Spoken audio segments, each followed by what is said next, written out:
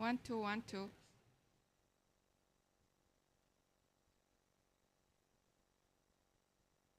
One, two, one, two. Is that good? All set? Yeah. Colleagues, please come and have a seat. We shall start.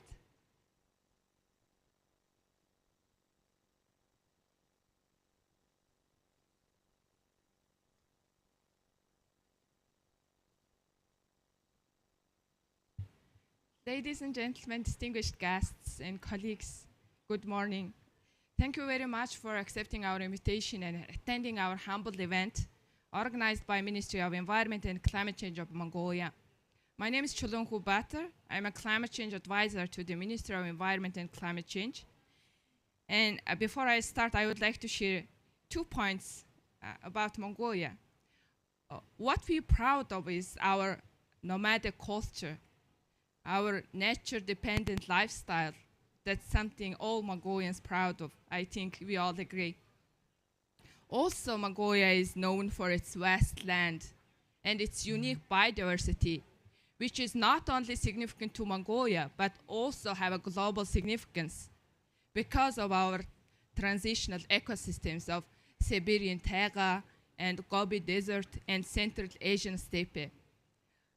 However, due to climate change and our human activities, mainly induced by economic gains, we are faced with significant challenges in terms of losing our lifestyle, way of Mongolians live, also our unique biodiversity and also livelihood. And concerning this trilateral challenges faced by not only Mongolia but globally, we would like to share our experiences in addressing such difficult challenges that we are faced every day in our countrysides. And today's objective is to share Mongolia's experiences with the other countries, learn from international practices, and also expand our cooperation in addressing climate change and desertification and biodiversity. That said, I would like to invite Dr. Batu Nimosor, Environment and Green Development Advisor to the President of Mongolia.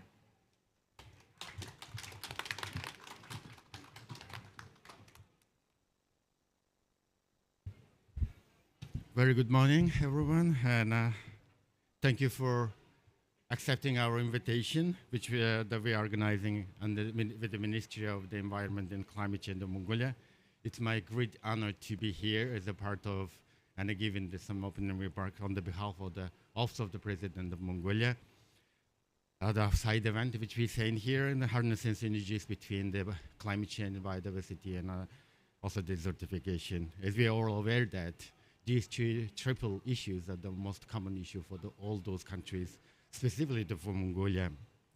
So enhancing the synergetic actions between the Rio Convention on the climate, biodiversity, and desertification is crucial for addressing the interconnected environmental challenges in our time, more efficient, more resource efficient, and also the holistic manner. It helps ensure that actions taken to address one of those global issues will be contributing positively to the others and to the supporting global sustainability goals. Today, Mongolia stands in a crucial juncture, facing urgent environmental challenges that threaten both our ecosystem and also our people's livelihood in the country. So we are running out of time to address those issues.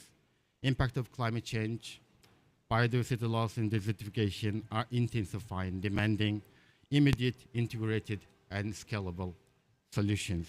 To achieve this meaningful progress, we must unify our goals, specifically 3 major conventions. We are committed to crafting policy framework that aligns those goals, creating conducive environment for impactful actions. In this regard, today's event will be spotlight Mongolia's own experiences and strategies and actions taken in the country, sharing examples, how we are leveraging policy and innovation to protect the landscapes and also bolster resilience. This session is an opportunity to build partnership that brings traditional knowledge of the Mongolians and approaches while discussing latest international experience and global cooperation.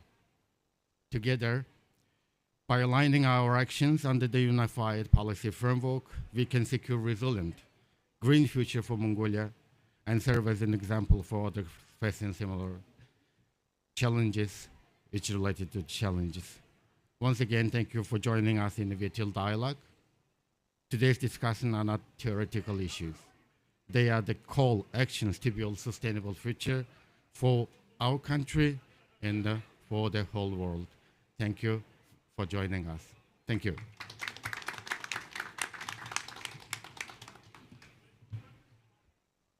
Thank you, Dr. Baku and advisor.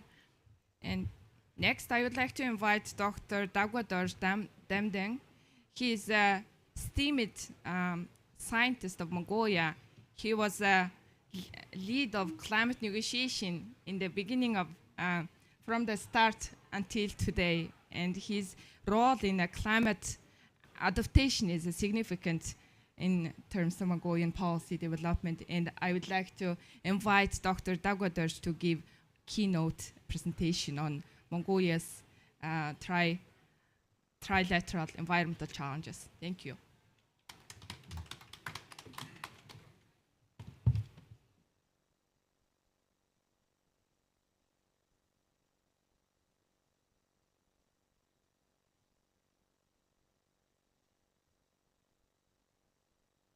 Good morning, everyone. So my name is Dagwadorj, as introduced. I am expert on climate change. So today, I will be very briefly, because after my presentation, there will be very rich final discussions. So to give some more time for these discussions, I will be very briefly. So the title of my presentation is Synergies, Climate Change, Biodiversity Loss, and Forest degradation issues in Mongolia. So firstly, I will focus some very briefly on the imperative for integration and synergies of the three key issues. Then I will focus on essential approaches to foster synergies. Then I will give some examples, some case studies of Mongolian situation, on Mongolian policy and intersections. For example, in enhancing NDC through protected areas, enhancing NDC issues through protected areas. Then I will focus very briefly on NDC and multi-purpose measures with extended synergy effects. They will give very brief concluding remarks. So why it's very important, the integration.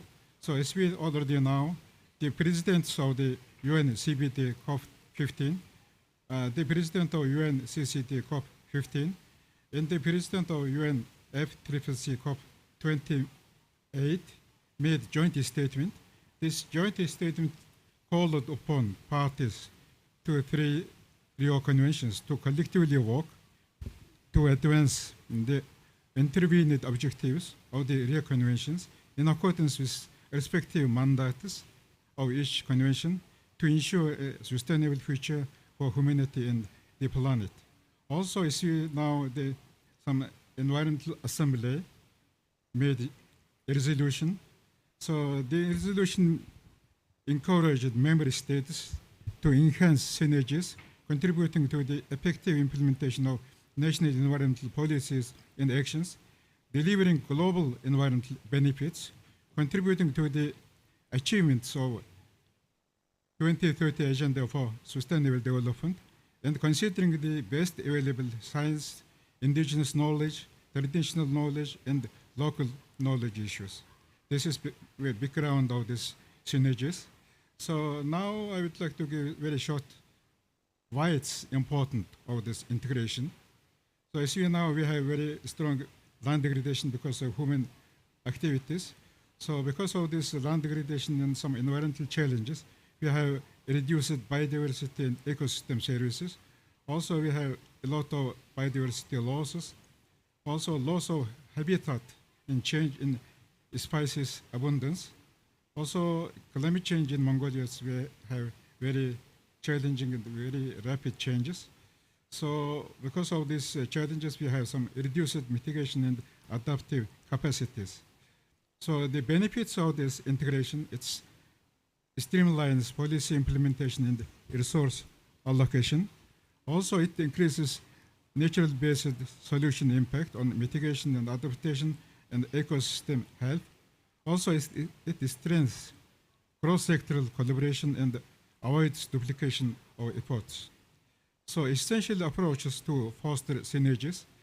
So also, firstly, we need to integrate planning and our national strategies and actions. Also, we need to establish very comprehensive institutional coordination of implementation. Also, it's very important joint data and information sharing. Joint monitoring, reporting, and evaluation issues also, it's very essential. Then, it's collaborative financing and capacity building mechanism should be very important. So, main tool of the synergies will be, in case of Mongolia, some nature-based solutions. Some researchers suggest that nature-based solutions can provide over 1/3 of the cost-effective climate mitigation needed between now and 2030 globally. So in case of Mongolia, Mongolian government recognized the importance of the forestry sector in combating with these environmental challenges. Also, the government announced the Billion Trees of National Movement of Mongolia in September 2021. Also, it is very important for this initiative, this Eternal Mongolian Initiative. So these key challenges associated with these environmental issues, this firstly, we have very strong climate change if compared with this global average. So as you know, during the more 80 years, air temperature of Mongolia, it was increased by 2.4 degrees Celsius, which is much higher than global average. Because of this, we have a lot of ecosystem challenges. Mongolian ecosystem is very specific because Mongolia is located in the transition zone from Siberian taiga into Central Asian dry areas. So they are very rich biodiversities in Mongolia, no, but it is very vulnerable to any changes, including climate change. Also, we have a very big problem with desertification and the land degradation. So it's mainly focused, caused by climate change, human activities, overgrazing, and other human issues. So in Mongolia, traditionally we have very rich knowledge, tradition to protect the environment. So Mongolia have very rich protected area network. So we are trying to use this protected area network to improve environmental quality in Mongolia. So nature-based solution opportunities in Mongolia gives some grassland restoration, land degradation solutions, biodiversity loss prevention, and climate change concern and risks addresses. So also co-benefits of this initiative can have market potentials. For example, some ecosystem diversity, 10 times the size of the African Serengeti. Also, the Mongolian ecosystem hosts over 5,682 plant species, 472 bird species, and 138 mammal species. Also, conservation commitments includes 14% of the territory is special protected areas, which plans to increase this protected area size up to 30 by 2030. So it is very big challenging issues, but it's very important for Mongolia. So we are also developing our long-term development policy in scenarios in Mongolia. So we have some strategic objectives. So the long-term strategy will be implemented up to 2050. So in each phase, we already identified some key strategies and objectives and targets. So if we will achieve these long-term strategies, we can protect our environmental challenges. So I already mentioned that we are trying to enhance NDC implementation through protected area management. So as I already mentioned, we have very important achievement in protected areas. So as maybe already you know that World WWF made some assessment. This assessment showed that Mongolia's highest score among more than 130 nations covered by a survey in terms of social benefits, effect between national protected area network and climate change related issues. So Mongolia ranked as a first country by this score. So it means that we had some achievement in this area. So also some example of synergies. So some NDC and multi-purpose measures with extended synergy effects. It's a great cascade of water reservoirs using river bed relief to collect water from melting glaciers in the snow, from extreme rainfalls to prevent pollutant damage and to stabilize water supply during the drought period. This is we already have some examples in Western Mongolia where we have very significant melting of glaciers and snow cover in Mongolia. So this is all my presentation. So in concluding, I would like to just remark that the enhancement of synergies will contribute to the effective implementation of national environmental policies and actions and deliver global environmental benefits. Secondly, the well-designed nature-based solutions can also help combat natural disasters, desertification, land degradation, and biodiversity loss, whilst supporting many other sustainable development goals. Third, in Mongolia, the government has identified forestry as a key sector for carbon sequestration. So finally, the NDC can be enhanced through protected area network management improvement. Thank you so much for your attention. Thank you.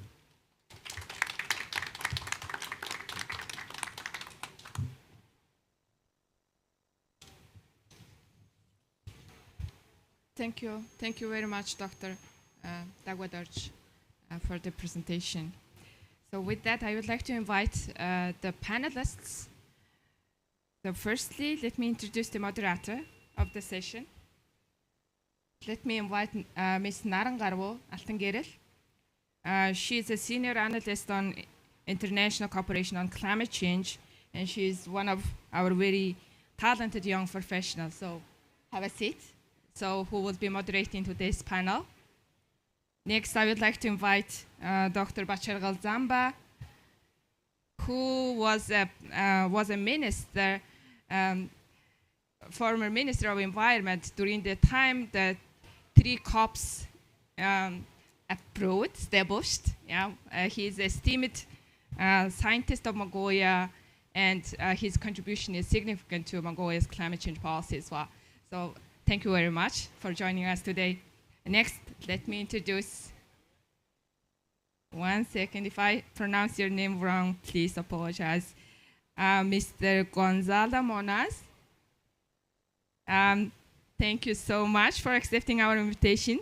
He's a co-founder of Ambition Loop, and he's a UN climate change high-level champion for COP29 in Madrid.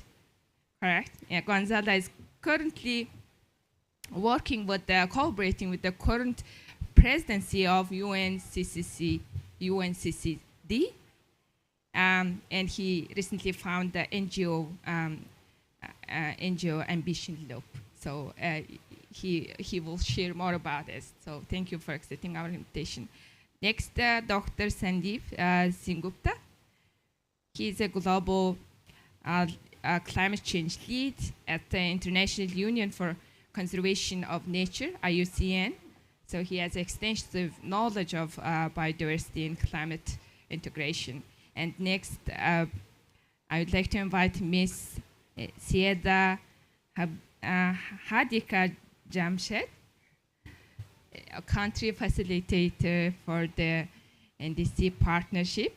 So it's our main focal point for Mongolia in terms of our engagement with the NDC partnership, which has been significant to our NDC implementation in the capacity building in Mongolia. So thank you so much for distinguished panelists, and the floor is yours. Take over. Thank you so much, Mrs. Cholonho Butter. So good morning, all of the distinguished delegates and guests. One more. My apologies. One more. I'd like to invite Dr. Oyun Sana.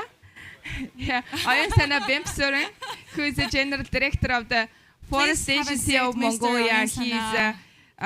He's a forest scientist and a very well respected, well-known policymaker as well as a scientist in Mongolia. So my apologies, and yeah, floor is yours. Thank you. Thank you very much, Mrs. Cholonho. So this is my great pleasure to be a moderator of this panel discussion for Mongolian side event, which is we will talk about more on the harnessing synergies between climate change and also biodiversity and desertification. And first of all, I would like to say thank you so much for coming today as a panelist and as a host and as a presenter, Mr. Dagdorj, and also the distinct honored guests to our event. So thank you so much, our panelists. And prior to start my panel discussion, I would like to suggest, raise some points in terms of the why nature-based solution is one of the key solution option for the solving this trilateral environmental crisis. So we see that nature-based solution is one of core solutions addressing this crisis. For example, the nature-based solution can reduce climate vulnerability through improved ecosystem sensitivity, and also it can bolster the community resilience by engaging local communities and based on community-based management. So Mongolia is also planning to implement the best practices based on the community-based management throughout our forestry sector and also other environmental sectors.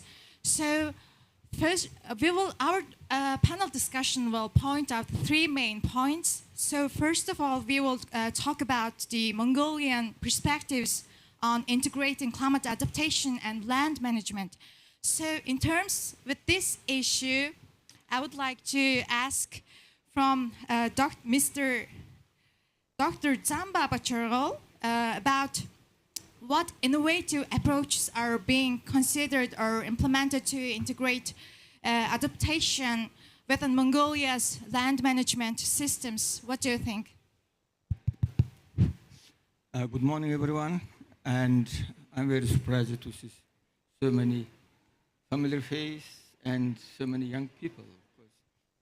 In the past, we were organizing many side events, and not every time we succeed to have many participants. Question, innovative. In Mongolia, usually we think that if something innovative, it means something from advanced countries, something very sophisticated approach, methodology, and so on. But in fact, we have some inherited capacity, not only in terms of wildlife, pasture-based livestock, and so on, but local community also have tradition to use natural cycle, and all possible approach can be used to address possible emerging challenges and so on. And you know that adaptation issue is very costly exercise, and therefore we, first of all, we would like to make some difference between adaptation activities. And first one is passive adaptation. It means we don't need to spend a lot of money and so on. Just use inherent capacity of local community and local ecosystem. Second one is active. Of course, we need to make some effort to address the challenge. And last one, of course, is proactive. It means we need to have some new approach, paradigm shift. For example, according to the assessment, by the mid of the century, maybe we will have some challenge, depletion of water and so on. Therefore, the pasture-based livestock may be no, not replaced, but modified using some different approach and so on. But because of time, just I will stop here. And okay, thank you very much, Dr. Zamba Bacharol. So based on the points raised by him, there is a climate change adaptation, two types of approaches, which is a passive and also the active one. So my second question will be related with this point from Dr. B. Oyunsana. So how can forest management in Mongolia contribute to climate adaptation resilience, specifically in light of increasing desertification? What do you think? Good morning, everyone. Thank you, moderator.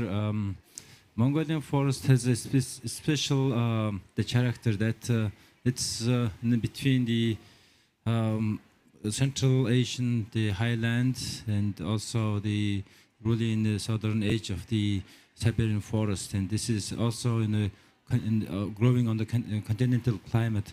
So that means it's very sensitive for all kind of negative impacts, which especially from the climate change. Involvement is the key thing, and a bit over a decade ago, Mongolia implemented the community forest management concept, and that is bringing or raising the role and ownership of the local people. And so we have now over 1,200 forest user groups throughout the country, and they are in charge of taking care of 3.5 million forest area. That means this ownership of the people, local people, is a key. So their participation for the saving, protecting the forest, and also the restoring, in a certain extent, the degraded forest land is the key. That is also the bringing together the people's involvement. Yeah. Thank you very, very much, Dr. Oyunsana, for delivering one of the key points and good lessons in terms of the nature-based solution and also the local community-based approaches. And my third panelist will be Mr. Gonzalo. So, as co-founder of Ambition Loop, and also the UN Climate High-Level Champion of COP29 and Madrid COP. So, what role do you see for high-level climate champions and also Ambition Loop in promoting land-based climate adaptation solutions that are equitable and effective across diverse ecosystems? Well, thanks so much, Narangarevu, and thanks to the government of Mongolia and for the NDC partnership for hosting us here. First, let me speak as I'm a farmer in a semi-arid region of my country, Chile. And I've seen firsthand how climate change is reducing our capacity to produce, as well as how when we take care of the environment while, for example, cultivating some native species and growing the capacity of very particular well-adapted species to drought, then immediately our soil improves, our capacity to produce food, our water cycle starts empowering, and of course we are not only combating the desertification or the land degradation, we're enhancing biodiversity, and we know that through that we're increasing our capacity to adapt to the climate crisis and potentially also to mitigate the climate crisis. So for a farmer like me, it's quite weird that we're talking about the 3 different Rio conventions, right? It's Yes. kind of strange that back in '92 they were thinking about climate as just humans emitting CO2 molecules and then absolutely disaggregated from nature and then disaggregated to the land and the effects of drought and then our capacity to produce food. In this right moment, and specifically in this year, we see not only the 3 Rio conventions converging, and we're so happy about the joint statement, and also the reaction of parties and non-party stakeholders, noticing that we don't have time to lose. The clock is ticking in all aspects. We're confronting a triple crisis on climate, biodiversity loss, and pollution, and therefore we need to do common efforts to combat the 3 at the same time. For that, of course, we need the joint statement to progress. We need the commitment from the states members, but then we need the non-state actors Yes. to implement each of the conventions, but at the end, the synergies of the 3. Yes. That is the role of the climate action agenda in this convention. We're hoping that at the CBD, there will be some capacity of integrating the role of non-state actors as main implementers of the Kunming-Montreal framework.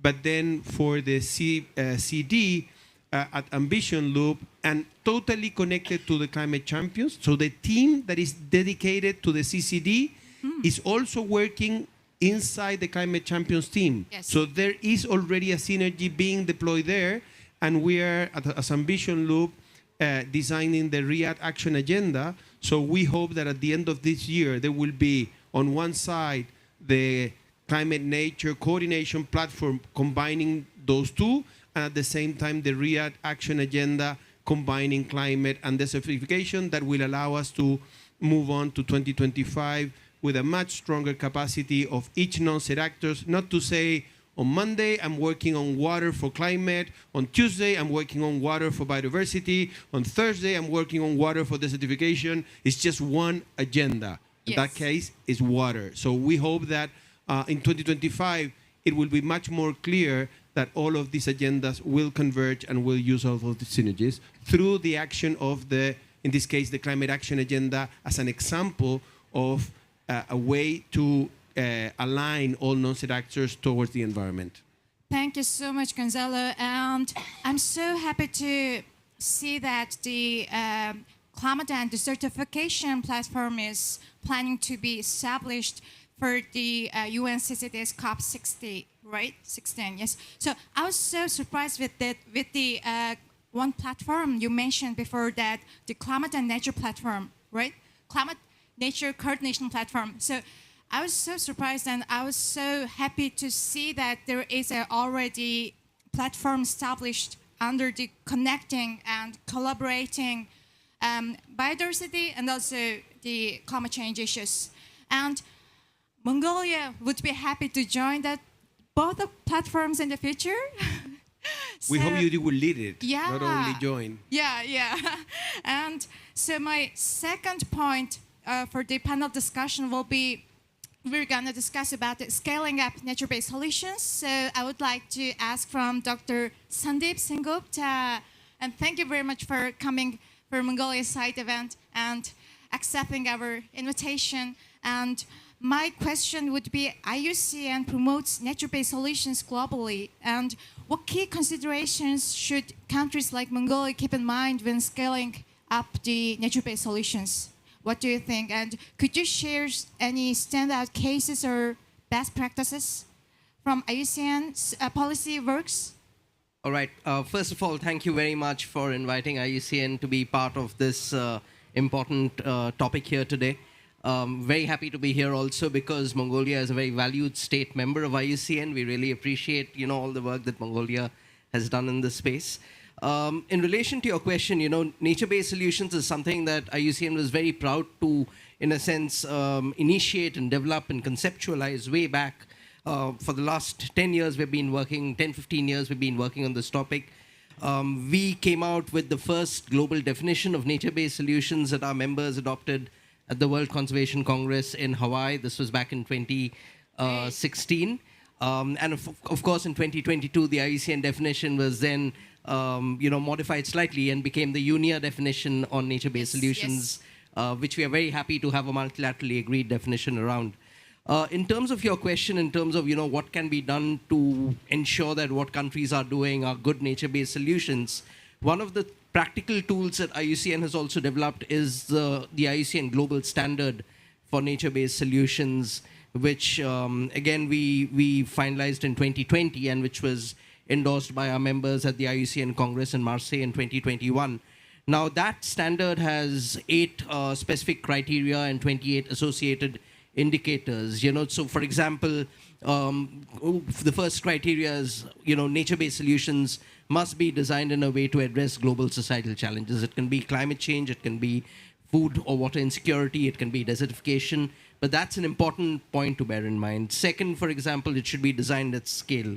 Third, fourth, fifth, it should take the economic, social, and environmental criteria in mind, to make sure that nature-based solutions have positive impacts both for human well-being but also for biodiversity conservation.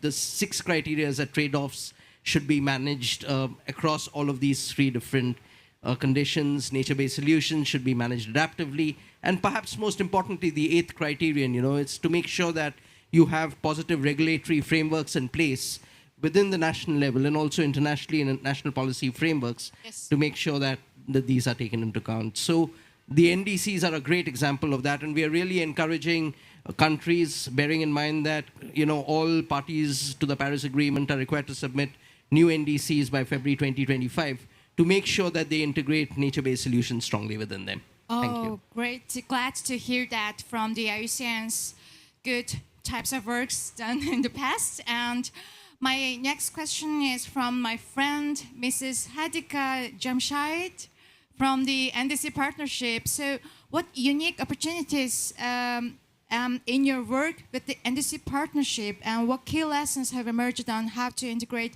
nature-based solution effectively into national climate goals with your partnership countries? Thank you, and I'm glad I'm speaking last because a lot of stage has been said and the technical information of nature-based solutions. So I'm going to focus on how it's important to be part of NDCs, building up on what colleague from IUCN mentioned. If you look at the statistics, it's 95% of NDCs mentions about forest, 75 mention about agriculture ecosystem, and 45 mention about wetlands, and like 4% mention about pitlands. So this is like after the second round of NDCs, and we are part of a third round of NDCs, which we are calling as NDC 3.0. There is more need to include nature-based solution in the NDCs. Also, like I'm not going to say this is also because of the importance of it, but I'm going to think from the point of view of NDC implementation and from a very mitigation point of view as well at this point. It's very important because a lot of finance is coming under nature-based solution. So if nature-based solution related activities related to soil management, agriculture, ecosystem, and carbon sequestration are part of your NDCs, then there is more scope of countries getting more climate finance or carbon finance. A colleague just told me like there is a soil carbon, like 12% of NDCs mentioned, 14% of NDCs mentioned soil carbon. And he was saying, like he mentioned when he was telling me that if it's not part of NDCs, then how can we develop carbon market projects out of soil carbon? And also like the NCQG discussion is going on under negotiation, and the whole discussion of 100 billion that this is not enough, and we need more climate finance. So to meet the goals of those climate finance, you need more private sector investment. You need a whole look from the carbon market as well as an opportunity, and not just for the mitigation part of it, but to look at it from the opportunity that these carbon market projects will have a lot of co-benefits, environmental co-benefits. If there is a mangrove project, if there is a forestry project, energy efficiency project, a soil agriculture project, will also mitigate emissions, but also have a huge role to play in climate finance and carbon finance. Yes, surely. So the negotiation under the NCQG is discussing about and aiming to raise the funding from 100 billion to 1.4 trillion US dollar annually, right? So the nature-based solutions and goals related with this issue as basis for the climate finance. We see that. And in terms of the increasing nature-based solution and also climate finance in terms of the ensuring synergy between the climate change, biodiversity, desertification, we need to talk more about partnerships, right? Partnerships through countries and also partnerships between the conventions and partnerships between state actors and non-state actors and including NGOs and also with the representatives of research institutes and also youth representatives. So with regards that, I would like to direct my discussion into more partnerships for climate change. And I have a question from also Dr. Sandep. And how can countries like Mongolia, as a developing country, leverage partnerships with international organizations to achieve both national and global environmental goals? What do you say? Thank you. Maybe let me just focus, the question of partnerships on nature-based solutions, for example, right? One recent partnership that IUCN was, again, very honored to be part of initiating was the partnership on, the ENACT partnership, ENACT standing for Enhanced Nature-Based Solutions for Accelerated Climate Action. And this was a partnership that we launched at COP27 in Sharm el-Sheikh in Egypt, under the co-chairmanship of the Egyptian COP presidency and Germany. And the whole point of the ENACT partnership, as Gonzalo very rightly pointed out, you can't have Monday you discuss climate, Tuesday you discuss biodiversity, Wednesday you discuss, desertification. So we tried to conceptualize this partnership as how nature-based solutions could be framed in a way to meet the requirements of all the three Rio conventions. And so at the moment we have around 18 countries ranging, from obviously Germany and Egypt are also part of it, but Peru, Bangladesh, Malawi, etc., the European Commission, the United States are all members of the ENACT partnership. The point of the partnership is to help exchange and share best practices, learnings from each other, also to help catalyze more financing towards nature-based solutions. And, we would, of course, be honored to have Mongolia as part of the ENACT partnership as well. Yes, thank you. Yes, Mongolia has already joined the ENACT partnership, but we need to strengthen and accelerate our collaboration under the partnership. So my second question is from Mr. Gonzalo. So how can high-level climate champions and ambition look like yourself help facilitate cross-sectoral partnerships that align both three issues? Well, so I think that I'm going to bring some examples of certain countries that have implemented some really successful models on climate adaptation and land management. So, for example, when it comes to Kenya, there's a program on climate smart agriculture where scientists have turned to nuclear science to help farmers to modernize their farming practices in the face of changing climate patterns. Scientists are using now nuclear and isotopic techniques to track carbon, water, and nutrients as they move through the soil and the crops to test whether different approaches to soil and water management are successful. We're seeing in Peru a great program on soil conservation.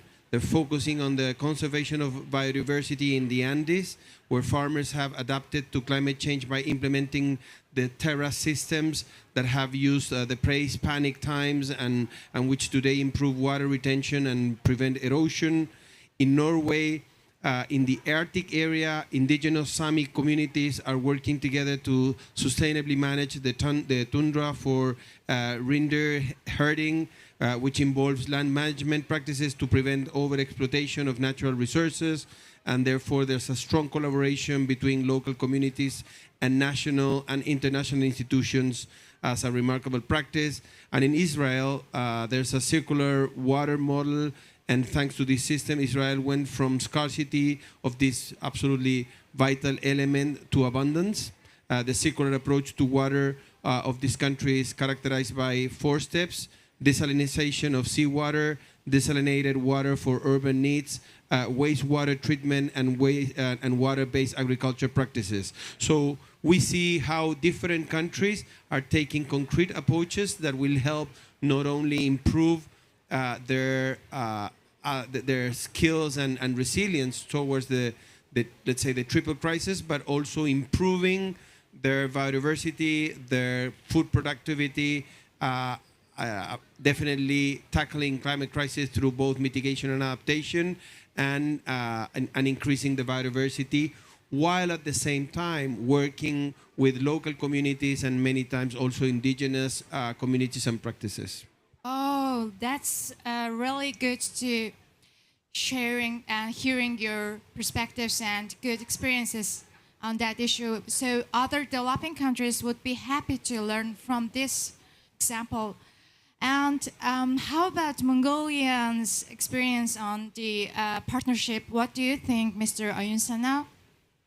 Specifically on forest sector? Yes, thank you. And yeah, in the forest sector, last few decades, we are increasing enhancing our partnership in terms of the saving the forest diversity, and also halting the forest degradation, and also restoring our forest land. So I could say a few examples that, and recently, the most recent one is with the European Union, we are focusing on overall forest management related issues, and including all this, considering the climate change, also certification related issues, and how the people and also private sector could be involved.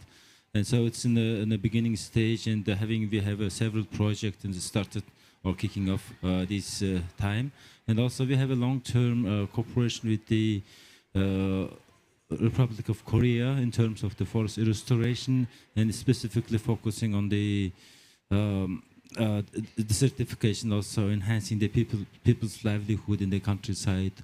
And the idea is that through the tree planting activities, offering more job opportunities, and also same time, of course, those people are helping to the restoration of the degraded land and so on.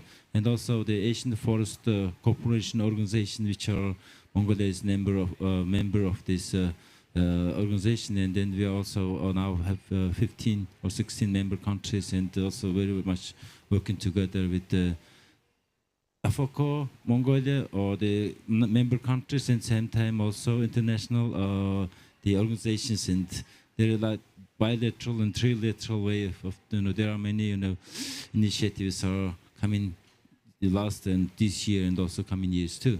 So there are lots of we could tell about this corporations, and yes, so surely. people are more focusing on that, and also supporting and also initiating those partnership in a different way.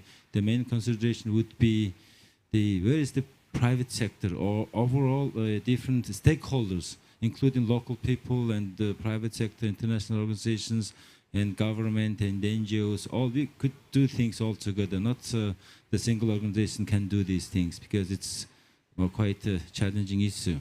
Thank you. Yes, thank you very much, Dr. Ayunsanabe. Yeah, definitely forestry sector in Mongolia could be a very good example on connecting the partnerships through private and public sector, and also the implementing top-down and also bottom-up approaches, including the climate change and also biodiversity and desertification. Thank you very much, dear panelists. So I think I would like to know that is there anybody would like to ask some questions from our panelists, from our guests? Yes, please. Thank you very much for a very interesting discussion. I have a question for anyone who's interested. So one of the main things that we're trying to decide this year is the definition of climate finance, specifically in the finance negotiation tracks and in the NCQG discussions. And obviously, what is undergirding the ability to implement the nature-based solutions that will hopefully be integrated into the NDCs is finance. So I'm wondering, taking into account that interventions that address all three problems will probably be rated at a higher sort of financial return compared to other interventions that address just one issue. How can you better evaluate the sort of the financial capital of interventions that are addressing all three conventions and problems related to all three conventions? How can we better evaluate from a financial perspective? And then also, how can the climate finance definition that we come out of this COP with impact the way that finance is distributed through the respective institutions of the UNFCCC, the UNCCD, and the UNCCD? Maybe Hadika can answer this question. Would you mind that? Yeah, no, I'm not going to comment a lot on the definition of it because I'm not following the stream of NCQG. I'm more of a carbon market stream I'm following, Article 6. But reflecting on what you have said, like the collective kind of a definition opens more climate finance windows for sure. For the nature-based solution as well, not just from the stream of Paris Agreement, but other conventions as well. So this is like I do agree with the whole concept of it, and also I think the realization that climate finance just limited to the grants are not going to be feasible in the future. The kind of finance we are looking at will require a mix of all the blended finance, loans, and also private sector investment, which I mentioned in my previous intervention, is also that this is, and Mongolia is doing a lot in that. They have a Mongolia Forest Carbon Program with USAID, 1 billion tree tsunami, sorry, 1 billion. 1 billion tree initiative. Yeah, there's a 10 billion in a different country. And also you have signed agreements and MOUs with, you have signed an MOU with Vera, you have signed an MOU with Singapore as well, which opens a lot of opportunities for the countries to look into these kind of finances available. Yeah, thank you. Thank you very much, Hadika. So I think it's time to finish up our panel discussion in accordance with our schedule. And Mrs. Cholunghu, what should we do next? Maybe. Thank you so much. I cannot agree with the panelists, the points that highlighted by you. So we cannot treat separately these three issues. It has to be integrated, and we have to engage everyone. And I would like to now invite Mr. Batkishik Puruvda, who is a special envoy on climate change for the closing remarks. Yeah, thank you. Save time, I will stay here. So thank you for coming to today's panel discussion, and thank you, the Dr. Dogdarch, your presentations. As we conclude this session, I would say that Mongolia's commitment, again, we are ready to accelerate what we did in before, what we in a prior. So, of course, there is many challenges. We know that all challenges are interconnected, especially for this climate change and biodiversity loss and desertification, etc., etc. We have many challenges. So we've been fighting against all these challenges throughout all the years. So here today we highlighted, our panelists already highlighted that the importance of cooperation and also innovation and better way of doing this, you know. Yesterday, I also attended the GCF side events. They all highlighted that our decision-making could be much, much quicker than before. And our financial gap, it's always been there. So it's the matter of the efficiency to use these financial resources. So Mongolia is fully committed to accelerate and uphold the commitment and agreements dedicated to these issues. Again, and looking forward, we are honored to announce that Mongolia, we will host that UNFCCC COP29 desertification in 2026. So that will marking the significant milestone for our country and our commitment to these critical issues. In the same year, we will declare the year of the rangeland, and forecasting, preserving, and restoring this vital leader in sustainable development. So thank you for coming to this event, all the attendants, all these participants, panelists. Yes, and thank you for our moderator. If you have more time, we will discuss more deep in detail because our theme is very big and there are many challenging issues. Thank you. Yeah, we are open to bilateral meetings if you have any further questions or cooperations that you want to extend to our delegates. And thank you all NDC partnership colleagues for enabling us to organize today's event. It was a very cozy event, but we are humbled to have you here. So thank you very much all. Thank you very much. Do we need to have some photo shooting? Yeah, let's take a few photos with the old, including guests and yeah. Let's have a photo together, all together, if you want to have. Yeah, you can join us. Yes, you can join thank us. you.